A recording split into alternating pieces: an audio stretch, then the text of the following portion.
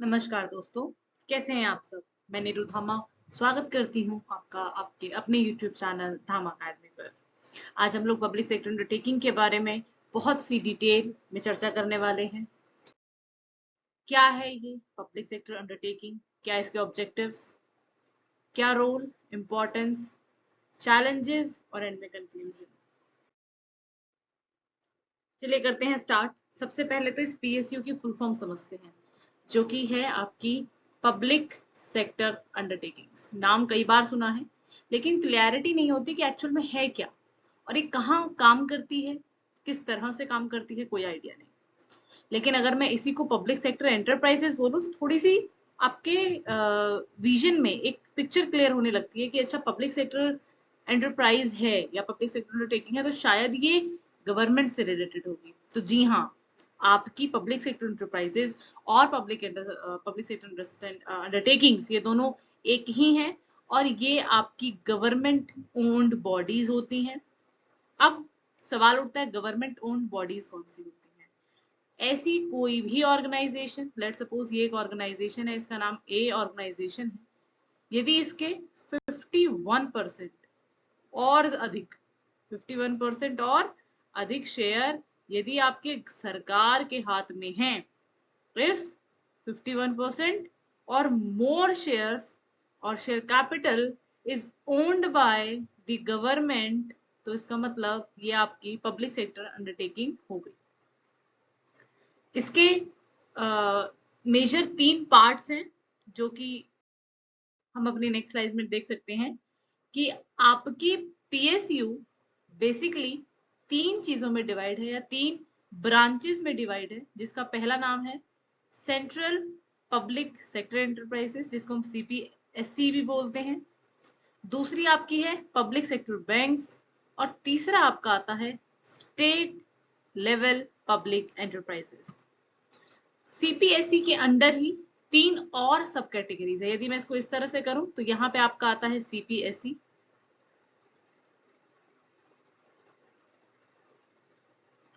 इस सीपीएसई के अंडर आपकी आती हैं 3 ब्रांचेस, जिसमें आपकी एक आप लिखिए मिनी रत्ना, दूसरी आपकी होती है नवरत्ना और तीसरी इसमें होती है आपकी महारत्ना।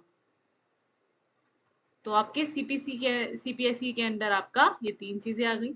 उसके बाद आपके आते हैं पब्लिक सेक्टर बैंक्स, जो इसी के अंडर है, और तीसरा आपका आता है स्टेट लेवल पब्लिक एंटरप्राइजेस, जो कि आपको इस स्लाइड में भी बहुत क्लियरली दिख रहा होगा कि आपकी महारत्ना, नवरत्ना और मिनी रत्ना कंपनीज जो कि सीपीएसई के अंडर आती हैं। इसके बाद आपका पब्लिक सेक्टर बैंक है और तीसरा आपका स्टेट लेवल पब्लिक एंटरप्राइज है। तो आई थिंक अब आपको हमेशा याद रहेगा कि आपका पब्लिक सेक्टर अंडरटेकिंग या पब्लिक सेक्टर एंटरप्राइजेस मेजरली 3 हिस्सों में डिवाइडेड है। एक आपका सेंट्रल, एक आपका पब्लिक सेक्टर बैंक और तीसरा आपका स्टेट लेवल पब्लिक एंटरप्राइजेस।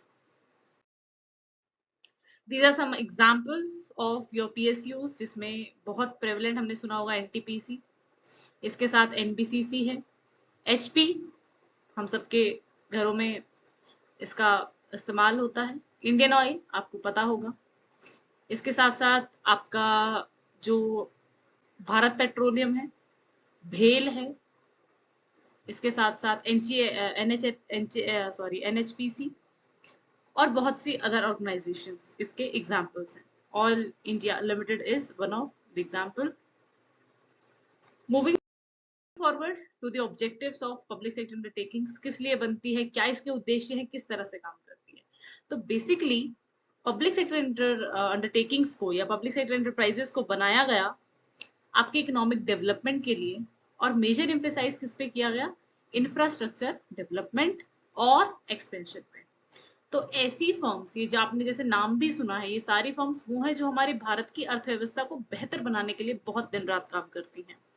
इसके साथ साथ न सिर्फ आपके इंफ्रास्ट्रक्चर पे काम किया जाता है, बल्कि आपकी फाइनेंशियल जो पोजीशन है, हमारी इकोनॉमिक जो कंडीशन है, उसको भी बेहतर करने का काम करती है। इसके साथ साथ balance regional growth, balance regional growth का अर्थ है कि भारत के यदि आप देखें तो उसके हम 4 दिशाएं हैं, जिसको कई बार हम नॉर्थ, साउथ, हमारा ईस्ट है और इधर हमारा वेस्ट है, राइट। तो ये हमारा भारत है। तो हर एक आपके रीजन में इक्वल या एक बैलेंस ग्रोथ हो, उसके लिए हमारे पब्लिक सेक्टर एंटरप्राइजेस काम करते हैं।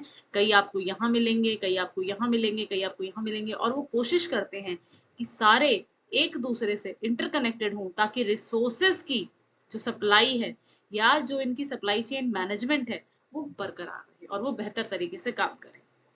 न सिर्फ ये आपके स्मॉल स्केल इंडस्ट्रीज को भी प्रमोट करते हैं, उनको भी सहायता देते हैं, और इसके साथ साथ आपके एक्सपोर्ट में भी, जो कि हमारे भारत से बाहर पूरे ग्लोब में जो एक्सपोर्ट हो रहा है उसमें भी ये हेल्पफुल है और बहुत बड़ा इनका एक रोल है।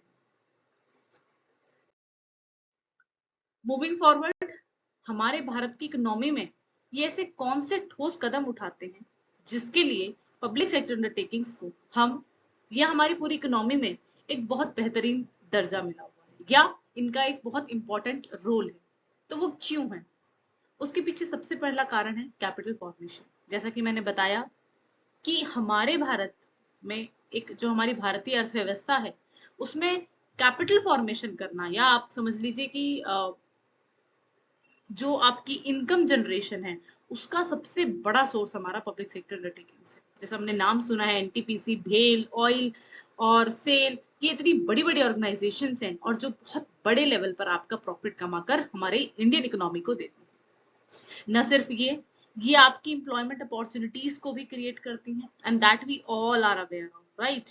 क्योंकि हमारे जो सीजीएल एग्जाम्स होते हैं, जो हमारे एसएससी के एग्जाम्स होते हैं, उसमें हम करते हैं ना, एनटीपीसी का एग्जाम आ रहा है या सेल का एग्जाम आ रहा है, what is it all about? Basically they are create the jobs in the economy at a very big level or at a very large level. After that, development of different regions, जैसा कि मैंने बताया कि भारत के विभिन्न क्षेत्रों में जो विकास है उसमें पीएसयूज की या पब्लिक सेक्टर एंटरप्राइजेस की एक बहुत अहम भूमिका है। चलिए अब समझते हैं कि क्या इंपॉर्टेंस है पब्लिक सेक्टर एंटरप्राइजेस की या पब्लिक सेक्टर अंडरटेकिंग्स की। तो इसके हम 2-4 मेजर पॉइंट्स पढ़ेंगे कि किस लिए हमारी पब्लिक सेक्टर एंटरप्राइज बहुत जरूरी है इंडियन इकोनॉमी के लिए। तो सबसे पहला कारण इसमें आता है कि जब हमारे भारत में कोई एकदम डायर नीड किसी प्रोडक्शन की हो जाए, for example some cases would be there, जैसे हमारे कोविड में हुआ था कि सारी जो बिजनेस थे वो सब ठप हो गए थे या सारे बिजनेस बंद हो गए थे, तो हमारे पास खाने के लिए बड़ी दिक्कत थी या फिर बहुत सारी चीजों में हमें जरूरत थी प्रोडक्शन की, बट वो हो नहीं रहा था। But at that time government sector was the only one who was working so, you can say, hardly, whether it comes to the medical sector, whether it comes to the agriculture one, and many more. तो government sector at the time of dire need वो कितना भी production कर सकता है, मतलब कितना भी in the sense it could produce in the large scale. Second, जब कभी फंड की जरूरत होती है तो और ऑर्गेनाइजेशंस के comparatively I am telling you, public sector enterprises को बहुत इजीली लोन अवेलेबल हो जाता है। Third point, profit. कभी भी जो हमारी पब्लिक सेक्टर एंटरप्राइजेस हैं इनका मेजर फोकस प्रॉफिट कमाना नहीं, बल्कि आप लोग बताइए सोशल वेलफेयर होता है। What would be the major, I could say the motive of the public sector enterprises is the social welfare, right. After that इन्होंने एक और चीज वही कही है कि they do not run primarily in pursue of profit but and they do not see quicker profits. Of course ये भी हमें पता है कि पब्लिक सेक्टर एंटरप्राइजेस को जब वो इनिशिएट करते हैं and till the time they get the profit, it took a bit time, it took the years to be in the profitable situation. That is, what is the reason behind it? Because हमारा जो public sector enterprises है वो कभी भी profit oriented होते ही नहीं है, ये लोग होते हैं सोशल वेलफेयर ओरिएंटेड। तो इसीलिए उनकी जो कॉस्ट है, जो प्राइस है, वो सब बहुत ज्यादा वेरी करता है as compare to the private sector. Also इनके लिए रिसोर्सेज बहुत इजीली अवेलेबल हैं, रेगुलेशंस थोड़ी सी ईजियर होती हैं as compare to the private sector. यहाँ पे बहुत ज्यादा आप कह सकते हैं कि व्हाट वी सेड दैट डंडा नहीं होता किसी भी लीगल अथॉरिटीज का कंपेरेटिवली, अगर हम प्राइवेट सेक्टर से कंपेयर करें. So this is what the importance. Now what are the challenges, what even we can evident कि पब्लिक सेक्टर एंटरप्राइजेस में क्या मेजर चैलेंजेस हम लोग फेस कर रहे हैं. तो जो सबसे पहला चैलेंज आता है वो आता है ऑटोनॉमी का. हमें पता है कि ये सेक्टर, क्योंकि हमने पहले ही इस बारे में बात की कि ये प्रॉफिट ओरिएंटेड नहीं होते, ये सोशल वेलफेयर ओरिएंटेड होते हैं. बट आप मुझे एक बात बताइए, कौन सा बिजनेस सोशल ओरिएंटेड होकर अपने आप का सर्वाइवल मेंटेन कर सकता है? उसे कहीं ना कहीं से फंड चाहिए, कहीं ना कहीं से उसे अपनी जो मैनेजमेंट ऑफ द रिसोर्सेज है उसको स्ट्रॉन्ग करने के लिए कहीं ना कहीं से उसके पास एक सोर्स होना चाहिए. बट अगर आप बहुत ज्यादा सोशल वेलफेयर में चले जाएंगे और आप प्रॉफिट को मोटिव ना रखें, आपके डिसीजंस किसी और के हाथ में हो, तो कहीं ना कहीं आपकी जो वर्किंग है वो बहुत ज्यादा अफेक्ट होती है.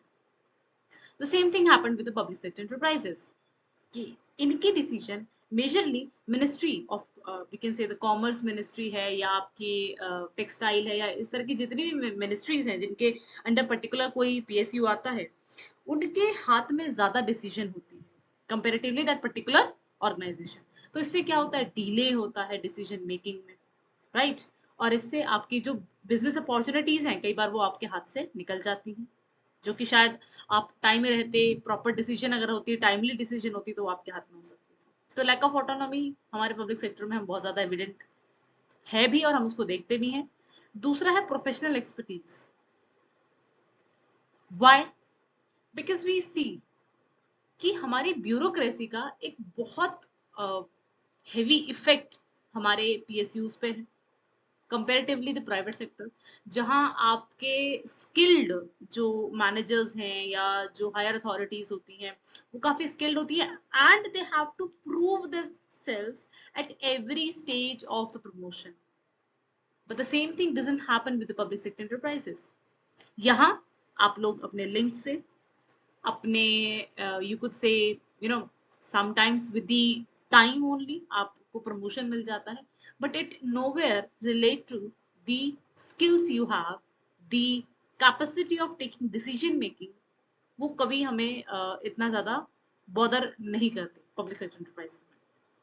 Third is the bureaucratic delay that I have already told कि जो आपके पब्लिक इंस्टीट्यूशंस हैं वो सबसे ज्यादा ब्यूरोक्रेटिक डीले से सफर करते हैं.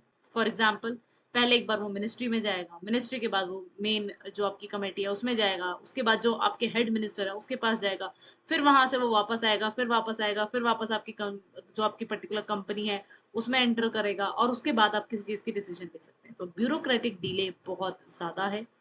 It also led to the higher cost to the public sector enterprise, which leads to the less profit in the section. So I believe आपको कुछ public sector enterprises का idea लगा होगा. लेकिन एक चीज which we have to claim, which we have to understand कि public sector enterprise या public sector undertaking are the major pillar of the economic growth of Indian economy or the Indian development or the economic development of the Indian economy. Public sector एक ऐसे मजबूत स्तंभ है, यदि आप उनके organisations को देखेंगे तो यू वुड रियलाइज कि ऐसे मजबूत स्तंभ हैं जो हमारी भारत की अर्थव्यवस्था को एक बेहतर रूप से आगे बढ़ाने में बहुत ज्यादा हेल्पफुल है. आई होप आपको ये वीडियो अच्छी लगी होगी, पब्लिक सेक्टर एंटरप्राइजेस के बारे में कुछ नॉलेज आपको मिली होगी. So that's all from my side. Thank you so much. If you have any kind of queries, kindly let me know in the comment section. Till then, take care.